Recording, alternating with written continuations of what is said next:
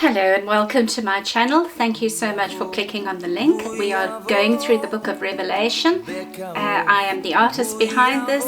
If you would like to follow along, please like and subscribe. To those who have already done so, I thank you very much and I look forward to seeing you in the next chapter.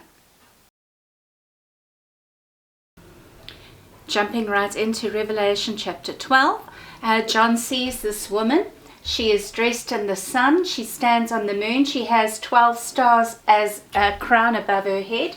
She is pregnant and waiting to give birth. There is a dragon. The dragon has 7 heads and 10 horns and 7 crowns on each head. His tail casts a third of the stars to earth. He is waiting to devour the child that she's about to give birth to. The child is born. He is supposed to rule the nations with a rod of iron. He is taken up to heaven.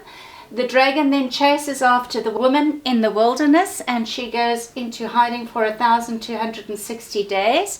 There's then a war in heaven and Michael and his angels then defeat the dragon and he is thrown to earth with a third of the angels. It says that the heavens then worship because now the accuser of the brethren has been cast out of heaven and can no longer accuse the brethren. The text also tells us that the brethren overcame him because of the blood of the Lamb and because of the word of their testimony and because they did not love their life even to death. The dragon being thrown down to earth is the third woe. The dragon, seeing that he is cast to earth, chases after the woman. And the woman is given 2 wings of an eagle to hide from the presence of the dragon for 3.5 years. The dragon tries to flood the earth, but the earth helps the woman and swallows up the water. The dragon then goes after the rest of her offspring, those who keep to the commandments of God and hold to the testimony of Jesus Christ. So what can we take from here? John seems to go off course a little bit here from the seals and the trumpets and the bowls. I've pondered this particular chapter over and over again, and I think the first part could be referring to Israel giving birth to our Savior, the Savior being crucified, taken up to heaven, the war in heaven, and then it sounds like John is coming back onto the timeline because this is the third woe.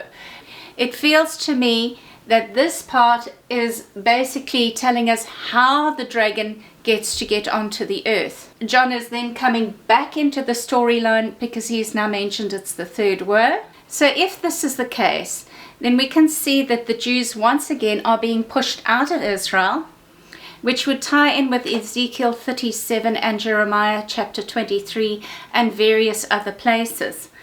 This could be the time called Jacob's trouble and could very well coincide with the 2 witnesses from chapter 11. What is also interesting is that the dragon goes after her offspring, the ones who keep the commandments of God and the testimony of Jesus Christ.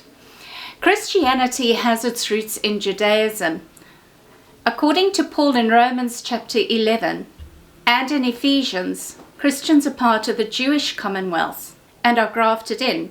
Jesus in John chapter 10 and again in John chapter 17 verses 20 to 23, to mention a few places, makes also mention of one flock. There are many more references.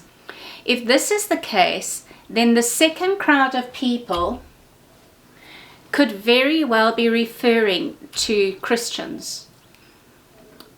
This would also tie in with Revelation chapter 2, with the church of Smyrna told not to fear, as the devil was about to test them and they were to remain faithful even unto death. Thank you very much for joining me in this chapter. I look forward to seeing you in the next.